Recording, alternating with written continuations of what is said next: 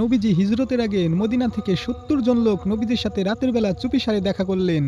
আর ওই ৭০ জন লোক বললেন, ইয়া মুহাম্মদ সাল্লাল্লাহু আলাইহি সাল্লাম, আমরা আপনার কাছে বায়াত গ্রহণ করতে আসছি। আর আমরা আপনাকে দাওয়াত করছি যে আপনি এই মক্কা নগরীতে আপনার থাকা অনেক কষ্ট হয়ে গেছে, ইসলাম প্রচার করা আপনার জন্য অনেক অসুবিধা হয়ে গেছে, আসেন আপনি আমাদের মদিনায় এসে ইসলাম ধর্ম প্রচার করেন। যখন ওই ৭০ জন লোক নবীজিকে দাওয়াত দিচ্ছিলেন, তখন ওই ৭০ জনের ভিতর থেকে একজন সব থেকে কম বয়সী উঠে দাঁড়ালেন, দাঁড়িয়ে বললেন, আমি এই দাওয়াতের সাথে একমত না। কারণ হলো, নবীকে দাওয়াত দেওয়ার অর্থ হলো সমস্ত কাফের ইহুদি নাসারাদের মদিনার উপরে খেপাই দেওয়া। সমস্ত পৃথিবীর কাফের ইহুদি নাসারা যখন একত্র হয়ে মদিনার উপরে আক্রমণ করবে, তখন আপনারা যদি জানের ভয়ে তাকে তাদের হাতে তুলে দেন কিংবা বলেন মুহাম্মদ সাল্লাল্লাহু আলাইহি সাল্লাম আপনি আপনার জায়গায় ফেরত চলে যান, তার থেকে এরকম দাওয়াত দেওয়ার চেয়ে না দেয়াই ভালো।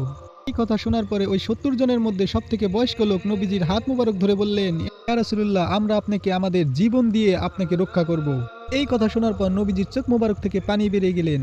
আর ওই ৭০ জনের মধ্যে বয়স্ক লোক বললেন, ইয়া রাসূলুল্লাহ, আপনি তো আল্লাহর নবী, এতে কোনো সন্দেহ নেই আপনার এই দুর্দিন সবসময় থাকবে না, আপনার সুদিন অবশ্যই আসবে, কিন্তু যেদিন আপনার সুদিন আসবে আপনি কি এই মদিনার কথা ভুলে যাবেন? নবীজি বললেন, আমি ওয়াদা করছি আমি কোনোদিনই এই মদিনার কথা বলবো না। নবীজি বলেন, হে আল্লাহ, আপনি আমাদের সবারই সোনার মদিনায় গিয়ে নবীজির রওজা পাকের কাছে গিয়ে সালাম দেওয়ার তৌফিক দান করে দিন, আমিন।